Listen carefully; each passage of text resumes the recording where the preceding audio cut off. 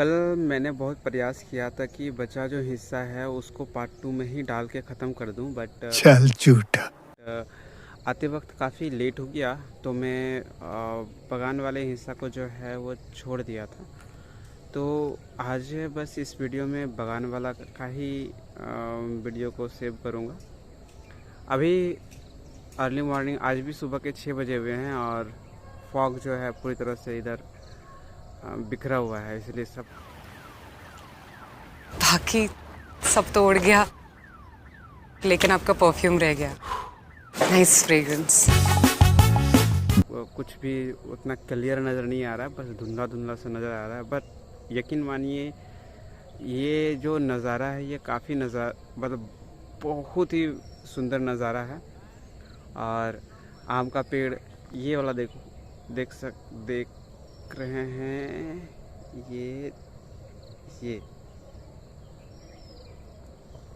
ये इतना घना है कि दूर से ही एक छाते की तरह प्रतीत होता है।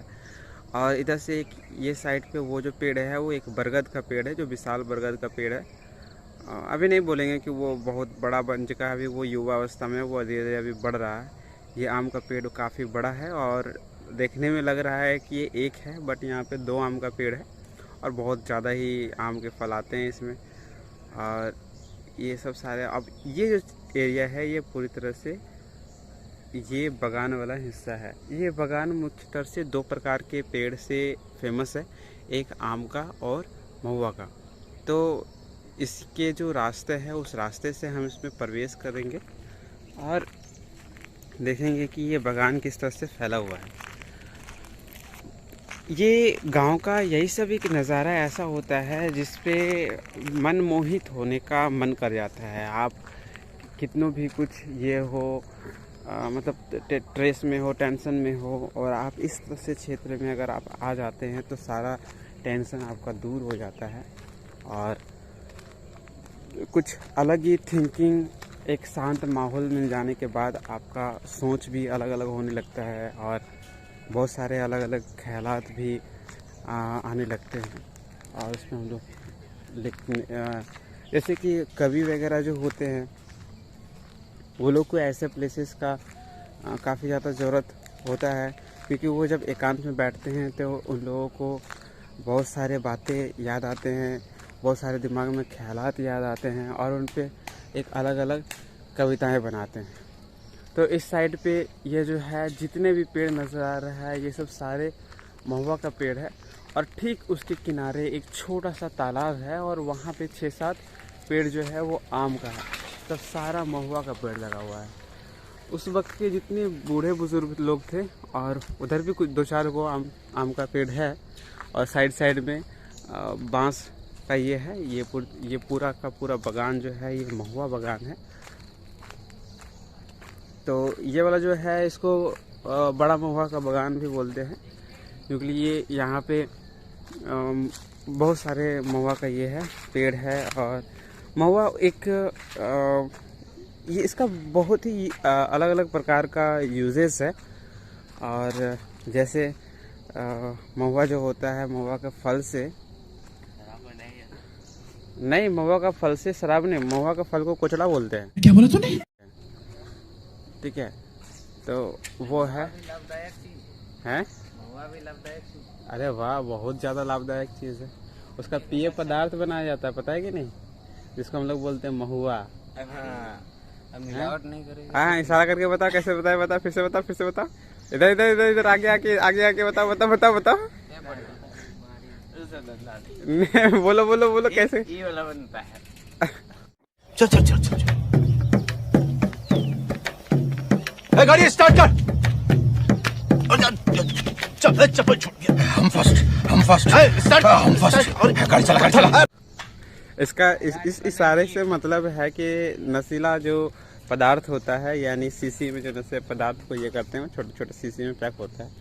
तो उसी तरह से जो है ये महुआ भी एक नशीला पेय पदार्थ है, नशीला पदार्थ है। उसको उसके फूल को सड़ा के बनाया जाता है पेय पदार्थ, जिसको यहाँ पे महुआ बोलते हैं, और उससे नशा भी होता है। तो तब क्या बोला? मिलावट करता है। अच्छा, क्या मिलावट करता है? महुआ बेचते हैं बता रहे क्या बात कर रहा है।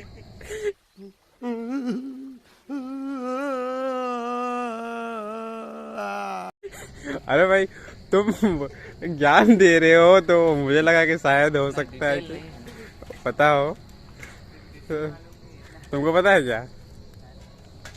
तो वो जो है उसमें महुआ को उसको पूरी तरह से सड़ा के और उसका जो पानी निकलता है, सड़ाने के बाद जो पानी मिलता है वो पानी से उसको इकट्ठा किया जाता है। और वो उससे क्या होता है कि सड़ जाने के बाद उसमें अल्कोहल रिलीज़ होता है जो एक नशे की तरह काम करता है। और अलग जगह पे इसको अलग अलग ये बोला जाता है। तो हमारे इधर उसको महुआ कहा जाता है। तो उसके फूल से तो वो होता है, साथ ही साथ उस फूल को सुखाने के बाद हमारे यहाँ के जो बैल वगैरह होता है गांव के, उन बैलों को उसको खिलाया भी जाता है। उसको खिलाने से बैल के जो होता है कि आंतरिक ताकत होती है वो बढ़ती है। और वो बैल जो है हल बैलगाड़ी ये सब को खींचने के लिए और उनको ताकत मिलता है। तो वो भी उसका उद्देश्य था लगाने का। हालांकि पेय पदार्थ मुख्य उद्देश्य नहीं था। अब इसका ये मुख्य उद्देश्य पेय पदार्थ बनना हो गया है। पहले उसको पर्पस जो था वो जैसे कि उसका फल से कोचड़ा जो होता है और उसके मतलब तेल निकालना होता था। और तेल जो होता था ये ठंडे के दिनों में या फिर ये मोटा तेल होता है। तो ये कुछ घी की तरह ही देखने को मिलता है ये। मतलब वैसे हल्का ग्रेसी वाइट और उसमें मतलब ग्रेसी येलो बोलेंगे, ग्रेसी वाइट नहीं। तो उसमें वो होता है और उसके बाद फिर उसको ठंडा के दिनों में उस तेल को लगाया जाता है। क्योंकि पहले के समय में वैसा कुछ हमारे पास अभी जैसे हम लोगों के पास बॉडी मॉइस्चर वगैरह ये सब सारे मिल जाता है। तो ठंडे के दिनों में ये सब उपलब्ध नहीं था। तो शरीर जो है पूरी तरह से फटता था। मतलब जो सर्द हवाएं रहती है उससे वो फट जाता था शरीर। तो उससे बचने के लिए ये मोटा तेल को वो लोग इस्तेमाल कर देते हैं, मतलब अपने बॉडी में लगाने के लिए। और वो जो तेल होता है मोटा तेल वो काफ़ी ज़्यादा मतलब लॉन्ग इलास्टिक होता है। जैसे कि अभी हम लोग बोलते हैं ना कि मॉइस्चराइज़र 24 आवर मॉइस्चराइज करके रखता है, कुछ उसी प्रकार से वो रहता है। पूरी फॉग है। तो ये सब उसका उद्देश्य था। तो यहाँ के लोग जो हैं बहुत ज़्यादा अभी जो ये जिनके बागान है वो उनके जो बूढ़े बुज़ुर्ग लोग थे वो काफ़ी ज़्यादा इस पेड़ को लगाए हैं इस चीज़ को समझ के। उस साइड तरफ तो हम लोगों ने धान की खेती देखी। और अब इधर जो है जो हम लोग बाड़ी बोलते हैं वो करना स्टार्ट हो गया है। और इसमें टमाटर की खेती हुई है, टमाटर के पौधे लगा दिए गए हैं। आई थिंक ये कल परसों ही लगाया गया है। और साइड में मूला दिया गया है, ये मूली की है। इसका अलग ही टेस्ट होता है भाई, बड़ा काम का चीज़ है मूला, है ना। मूला बड़ा काम का चीज़ है कि नहीं? उसका फ़ायदे पता है ना, बहुत से फायदे। पेट साफ कर देता है कि नहीं? तू समझा? हाँ। नहीं तू समझा नहीं। कि नहीं? हाँ, घुसा दो तुम उधर। तो वो बड़ा बागान देखने के बाद ये है महुआ का छोटा बागान। और यहाँ भी आम के पेड़ हैं और महुआ का ही, चूँकि महुआ बागान है तो महुआ का ही पेड़ होगा। तो ये ज़्यादा बड़ा एरिया पे तो फैला हुआ नहीं है, लेकिन छोटे से फैला हुआ है। लेकिन इसमें बहुत सारे महुआ का ही पेड़ है पूरी तरह से। यहाँ पे ये सब सारे हैं महुआ का ही पेड़। ये भी एक अपने ही प्राकृतिक सौंदर्य को लगा के रखे हुए हैं।